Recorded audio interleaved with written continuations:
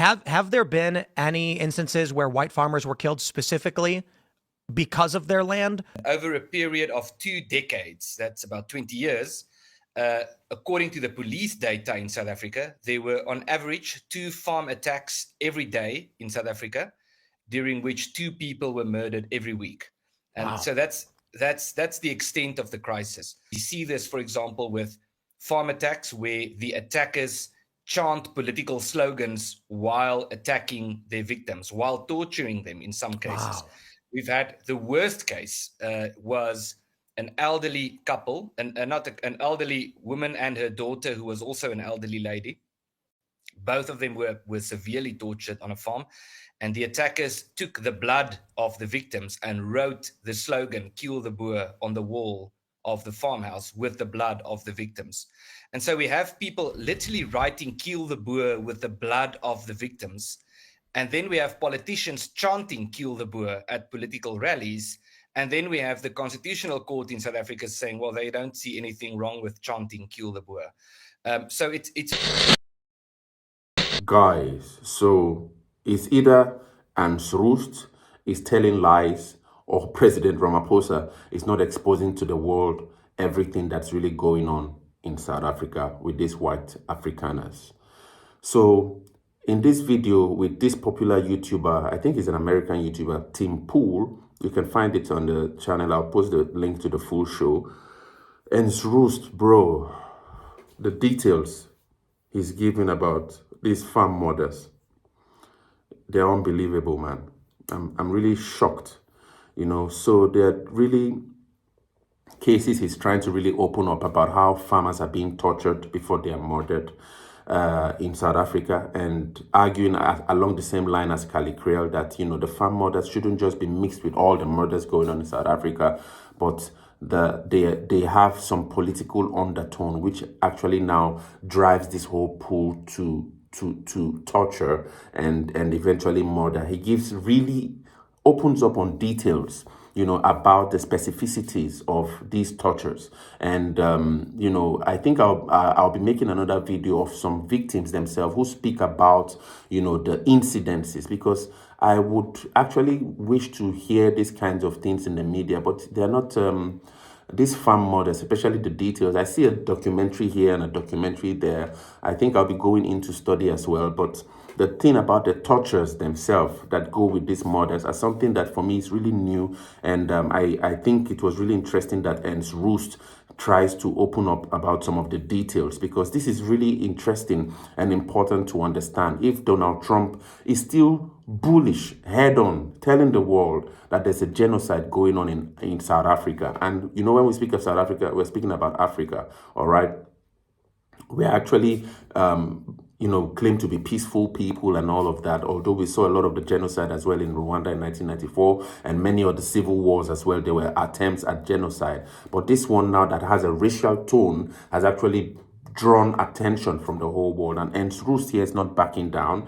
And Roost is still speaking out about the persecution that the white Afrikaners are going through in South Africa, giving the details, you know, and actually arguing that the Constitutional Court in South Africa and even the president have refused to condemn some of these murders, and that even the song "Kill the Boer" that is really being, you know, sung and chanted by a high number of particular parts in South Africa. This is how he puts it, is not yet still condemned by the Constitutional Court and by the presidency, and that this actually is the reason why many Afrikaners feel frustrated, and Donald Trump is really siding with them. And at the end of the day, we might end up seeing even more than, I think there was an application that said there were about 8,000 of these Afrikaners who might end up leaving South Africa as refugees to the United States. And Donald Trump is also not backing down, as you could see. But let's quickly listen to Hans Roost describe the details. And bro, just pull up your sleeves. There might be a little bit of some difficult things to hear,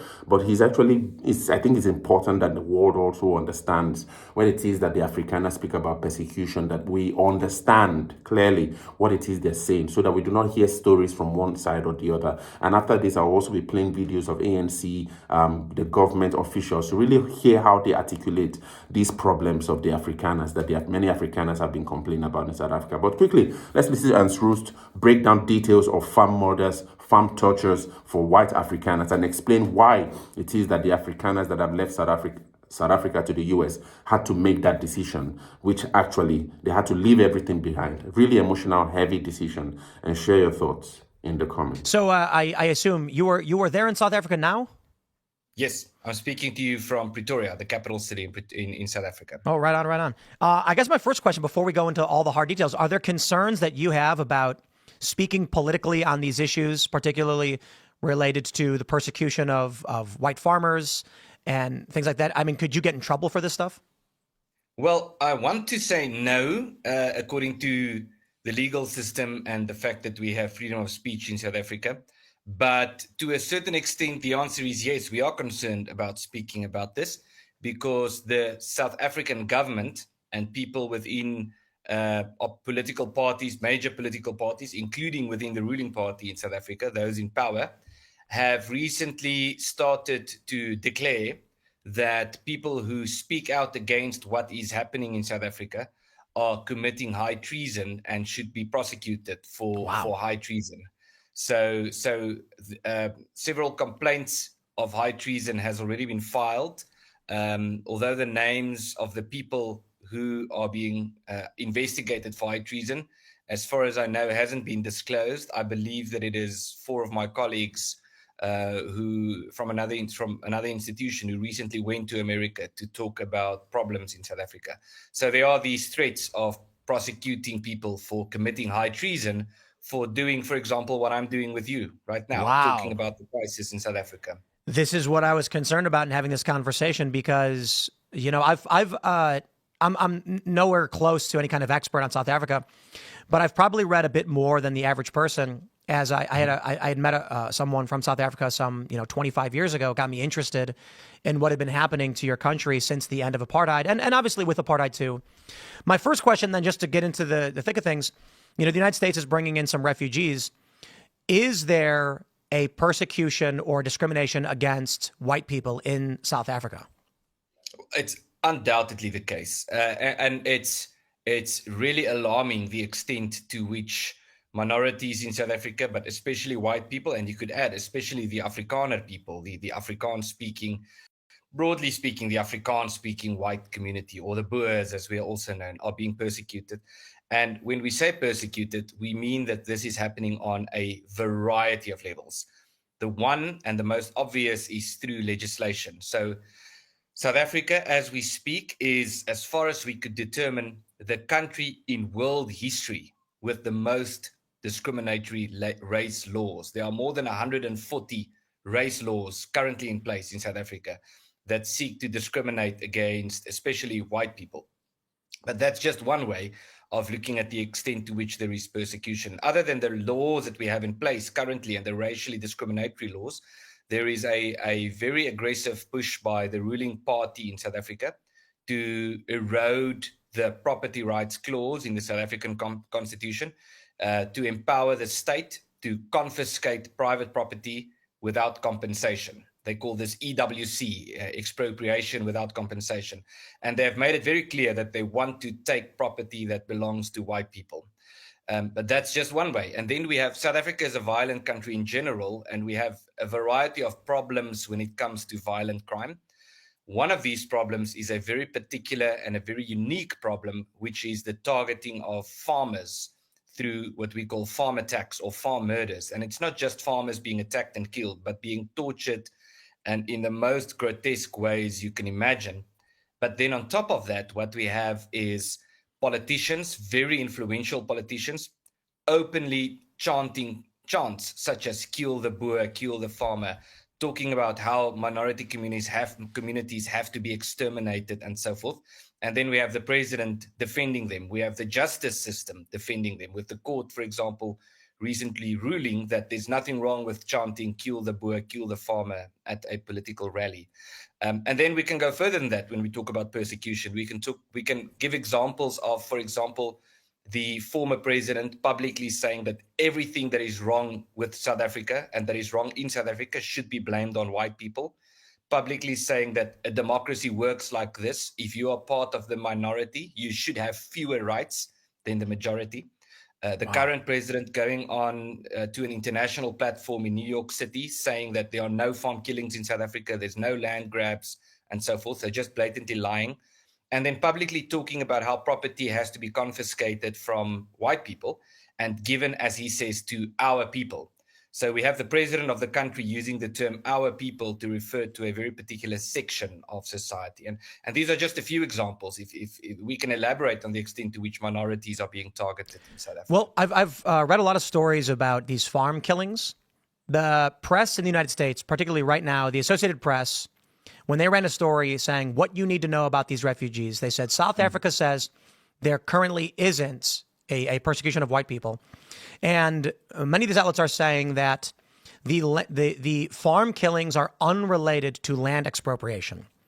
So have there been any instances where white farmers were killed specifically because of their land, or how does that work? What's going on there? So firstly, the farm killings, the problem with that is it happens so often, these attacks and the killing. So one way to measure it is if you, I actually wrote a book about this. It's called Kill the Boer. It's available on Amazon with more than 1,000 source references. So it took me 3 years to really study this phenomenon. One way to look at the numbers is to look at official police statistics.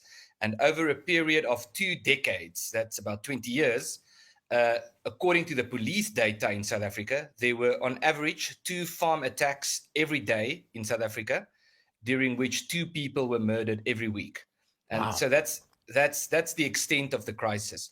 And now the thing is, as I said, it happens so often that surely there would be cases that would be what some people describe as robbery gone wrong. Someone goes in to steal a television and then they get caught by the farmers. They thought maybe the house was empty. There's an outburst. There's some form of a scuffle and someone gets killed. And then these commentators are always very eager to point to such cases and say, well, this was robbery gone wrong, so there's no evidence of political motivation. When the fact is that there are many cases when there are, in fact, evidence of political motivation during these attacks. We see this, for example, with farm attacks where the attackers chant political slogans while attacking their victims, while torturing them in some cases. Wow. We've had the worst case was an elderly couple, an elderly woman and her daughter who was also an elderly lady. Both of them were severely tortured on a farm. And the attackers took the blood of the victims and wrote the slogan, "Kill the Boer," on the wall of the farmhouse with the blood of the victims. And so we have people literally writing "Kill the Boer" with the blood of the victims. And then we have politicians chanting "Kill the Boer" at political rallies.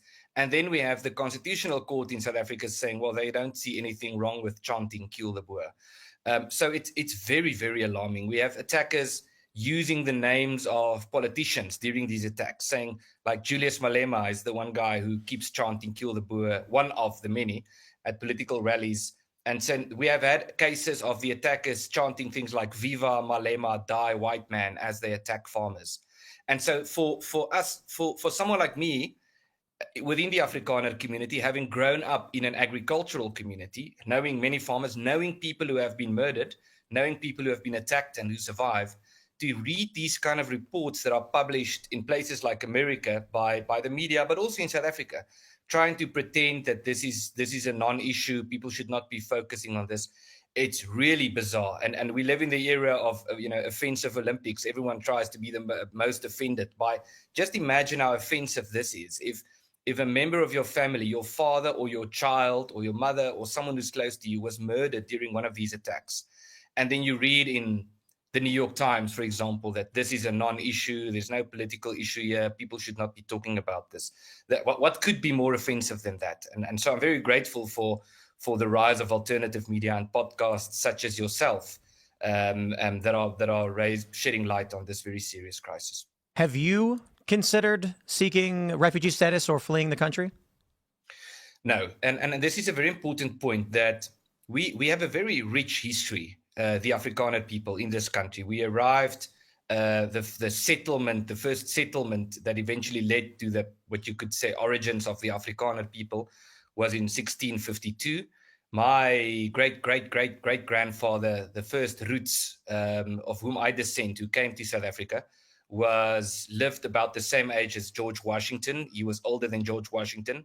I believe he was about a teenager when George Washington was born. And so we've been in this country, you could say my personal family has been in this country since the founding of America. And we have a very rich history. We've had many existential crises because we're a small nation, and small nations often face existential crises. And we face one now. And there are people who want to leave the country. And we believe if it's possible for them to go, it's good if they have the opportunity to go. But we need to find a solution for the communities in South Africa who have been here for hundreds of years and who want a sustainable future here in the southern tip of the African continent.